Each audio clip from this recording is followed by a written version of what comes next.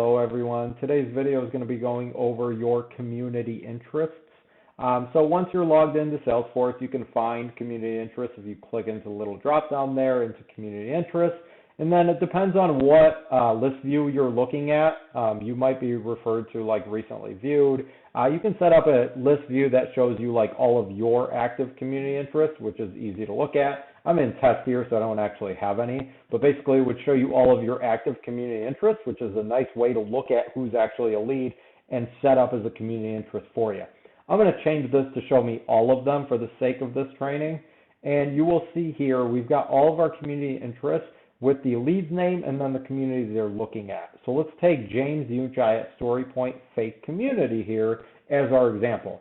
So this is the community interest I'm looking at. If I click into James Yunchai here, you will see he has a brand new interest.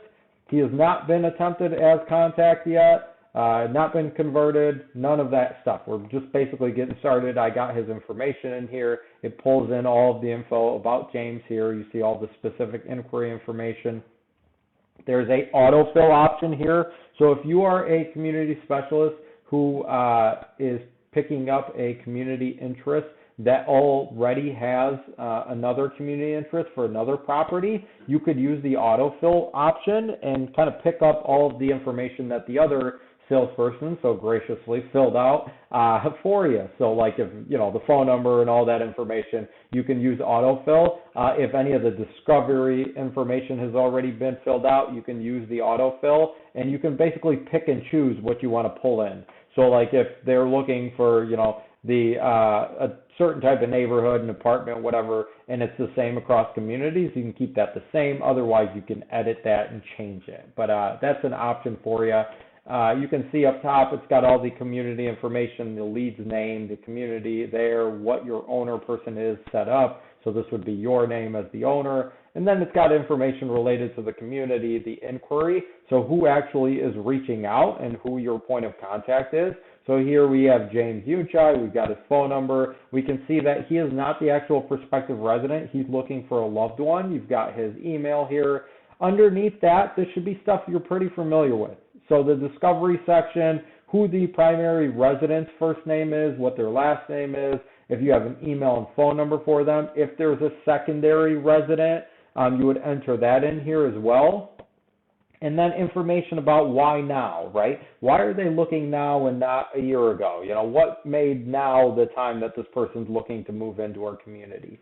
Decision making, you can enter text here about the decision making process, the timing when they're looking to move in. So if it's by the end of the year or by the end of the week, you can enter all of that info. You can click in here into the little pencil symbol there and just type in right here. Once you're finished, you hit save. If you want to, you can cancel it. So you've got, for every single field, you have one of these little pencil edit options. Apartment interest, if you click in there, you can search what type of apartment or neighborhood they're looking for. So if it's independent living, you would type in IL. If it's, you know, enhanced, you would set that up. The apartment interest right here for my fake community isn't set up, but you would click in here and it would show you all of the options as well for the apartment information. The key decision makers you'll find underneath here. So the economic relationship to the lead. So this person's, their economic relationship, right? Is this the person who is, you know, same as the lead, same person as the primary resident, same person as the secondary resident, or someone new? So who is actually making these decisions on the economics? Is it the lead? Is it the primary resident, the secondary resident, or someone else? If it's someone else, it'll prompt you to put their name in, so the economic buyer. If it's the lead, obviously it already knows the lead's name. The coach relationship, so who their coach is it the same as the lead, same as the primary resident, are they their own coach, same as secondary resident, or if it's someone new. Again, every time you select someone new, it'll ask you for that person's information, and the nice part is it'll use them and create them as a contact on your behalf. So if the lead is, you know, the economic, you know, person in charge, if they're the coach, you can just select the lead for everything. And then the power of attorney, same thing for their health. Is it the same as the lead? Is it the resident themselves, the coach, the economic buyer? Same as the medical POA or someone new. We're going to say in this case that the lead is basically making the calls. He's the only child, and he's making all the calls for his dad here. Again, you have the options to change that if that's not the case. And then any competition information. So who is the competition? You know, is there a local place that they're weighing? Is it a sister community? Are they weighing the option of staying home, moving in with another relative? You can add all of that in the who is the competition section. The competition success, you can add information about that, what they're good at, competition lacking, so pluses and minuses. Maybe the success of living at home is nice because you have a family member, they can cook, clean, help out. The lack might be that it's difficult because, you know, James has to work, his wife's not around a lot, she works as well, they got kids there, it becomes difficult. So these are just kind of pros and cons of said competition. If it's another community, you can add in the success or what they're lacking here and just kind of give yourself an idea there. Financial section, if they are a veteran, you can add that.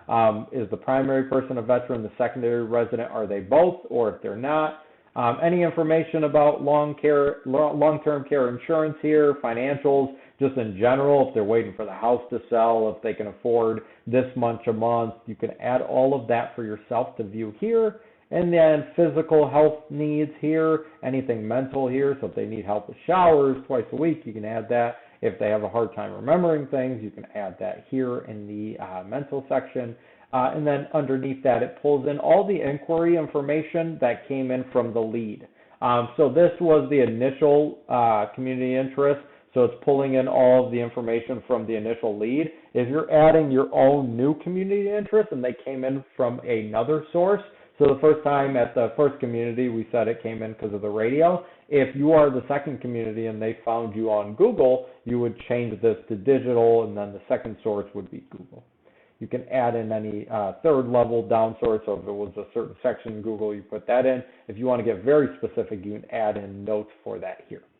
Once you're finished with everything, you'll hit save, and that is basically the discovery section that we're filling out for the actual community-specific inquiry here. Beyond that, what you'll notice on the right-hand side is that there's a separate section to add a tour. So once you get a hold of this resident or this lead and they're interested in touring with us, all you have to do is click Add New. It'll ask for a scheduled tour date. So whether this is someone that already toured, so let's say we're adding this and they toured today and they were walk-in, you would add that as today. You could add it for yesterday if you're just getting around to it. Or in most cases, you'll be scheduling a tour for later. So let's say that they're going to come in tomorrow. I can select a time on here. So let's say 1 p.m. tomorrow. The type of tour, if it's scheduled, a walk-in or virtual, we'll say it's scheduled for tomorrow. What tour is it? Is it the first tour or follow-up? We're going to say first since it's the first time we're dealing with this person. The notes field here, we're not going to add anything really right now because the tour hasn't happened. If you want to give yourself some notes prior to it, feel free. If you want to assign the tour to someone else, so if you're an ACS or working at the call center and you want to assign it to someone else, you would check that here and assign it. But if this is you that's actually creating and doing the tour, you would just leave that as is. If you have an ACS shadowing, you would find the person here. Otherwise, you just leave these unchecked and hit save and finish. And what that's going to do for us is it's actually going to create an activity down here and show it as an open activity for this tour. Alrighty, so you can see in the activity section we have a scheduled first tour here. The status is set to open because it hasn't happened yet. The due date is the 10th, tomorrow, so you can see that right in my activity section. So if you wanted to add another tour, you can do that here. Otherwise, you know, we're good with the tour section for now. Any other activities can be added in the create an activity section. So for instance, in order to schedule this tour, we had to have had a phone call first, right? So I'm going to add that and click add new. It's going to ask you what type, so this is cool because it's going to kind of walk you into the question. So what type of activity is this? Was it a call, a text, an email, or a meeting? So we're going to say call, since they called. Are you scheduling a future interaction? So if this is a call that I'm scheduling for later, I'm going to say yes, right, a future. Because this already happened and we scheduled a tour from this, I'm going to say no here and hit next. Then it's going to say notes, so I'll say James called for more info and a tour tomorrow. Okay, so I'm going to add that as notes. We're going to say scheduled call was today. It wasn't necessarily scheduled, so it doesn't really matter on the time. but we're going to say that it happened today. If he called yesterday, I would do yesterday, so on and so forth, right? So this is just the date that the call happened. If you remember what time it is, great, right? So if he called around 2, that way you can reference it later if you were trying to remember when he called.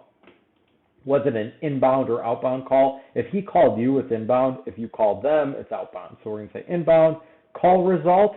If you were calling out, did you leave a voicemail? Did you guys have voice to voice? Did you schedule an appointment? Which this may be confusing because voice to voice, you have to have voice to voice to schedule an appointment. But if you schedule an appointment, it kind of trumps this because obviously to schedule an appointment, you have to talk in person. So we're going to say scheduled appointment since we scheduled the tour. We are not going to assign this to anyone else. It's us who did it. We don't need to add an ACS. And then it's going to ask us, do you want to add a resident insight? What this means is, hey, did you have any sort of insight to the resident from this interaction? So from this activity, did you find out anything about the resident? So a relationship builder type thing. So when you were asking about the resident to Chris, did you find anything out, right? To James, excuse me. So when I'm talking to James and I'm asking about his dad moving in, did you find anything out? Maybe he's like, yeah, my dad loves sports. He's a big Red Wings fan. That's where you can say, yes, I had an interaction. It was with the primary resident. It was a personal, not community. Maybe it was a community thing, and they're like, hey, he's looking for a 2-bedroom. He's got to have a lot of space, yada, yada. That would be an interaction with the primary resident, basically, or for the primary resident, where it's a community-specific thing. This was a personal thing. James and I were talking. He told me his dad loves the Red Wings. So I'm going to put loves the Red Wings. So that way, when I meet Chris, the dad, I can bring up the Red Wings, right? Otherwise, how am I going to remember that he loves the Red Wings? So I'm going to hit save and finish here. And it's going to add my activity as well as a resident insight. So you can see here right under the activity section, there is a resident insight section that's going to house all of my resident insights. So you can see here now I have 2 activities. I have my scheduled first tour for tomorrow, still showing as incomplete status since it's not done, but I also have my call outbound that was done on the 9th. You can see the status is set to complete. So I've got all of my information about the lead, and what's cool about this is it went from new interest to attempted contact. Since I attempted contact with them, I actually had contact, so it's kind of misleading, I guess, if you're looking at it from that way. But attempted contact just states that, hey, I've tried to contact, we've had contact, there's been an attempt to talk to one another. In this case, it was successful, and I was able to create a tour based off of that. So what I'm going to do is I'm actually going to convert this. If this person did not, decided not to move in, or they're like, hey, we picked another community, or he's moving home, or moving out of state, whatever, if you want to unqualify them, you would set this to not converted, and then it's just going to basically ask you why. What that would do is it would take them off your list of active community interests and basically say, hey, I don't want to have further contact with this person. But on the other side, if you click the convert button, it's actually going to convert this. So instead of having a community interest, this is going to convert them as a community interest, and then beyond that, it's going to create a household account. It's going to create contacts for the account, so James, his dad, his mom, all the people that are looking to move in. If you added any other POAs or contacts, all those people would be added as household contacts, and then there would be a sales opportunity as well. So you would work that sales opportunity. That's where you would keep track of information like deposits, all that good stuff. So in the video, in short, we've gone over the community interest for James, basically all of the info that it's pulling in here. Everything you're adding here is going to do something on the back end. So whether it's pushing it towards the opportunity, creating contacts, the more information you have on here, the better. You have the option to create a tour, you have the option to create activities here, and you have the option to create resident insights on here as well. So if it's not in a specific task, you can create the resident insight manually here. You might be asking, hey, didn't you create the resident insight about him being a big Red Wings fan? Yes, I did. So what that would do is once that completes, this one obviously is completed, it would show up in the resident insight section down here. This one didn't for some reason. I think it's because I'm in the test database, but once you guys actually complete them, they'll show up in the resident insights, so you can see all past resident insights down here. So basically, this got you to the point of being able to convert this To convert it, you would click on here. It would ask you information about the move-in date. Just use your best judgment on the move-in date. We're not expecting you guys to know off of the first couple conversations what their move-in date is. And then it's just going to ask you basically to confirm all the information that you have set up already. And once you're done, it's going to give you a link that will direct you to the opportunity to be able to keep working said lead. So this video went over the community interest section. So again, you need to have a lead in place. Once you have that lead, you can have a community interest for the lead, depending on what properties they're looking for. If you have any questions on this or anything Salesforce related, please reach out to appsupport@sig.com. Thank you.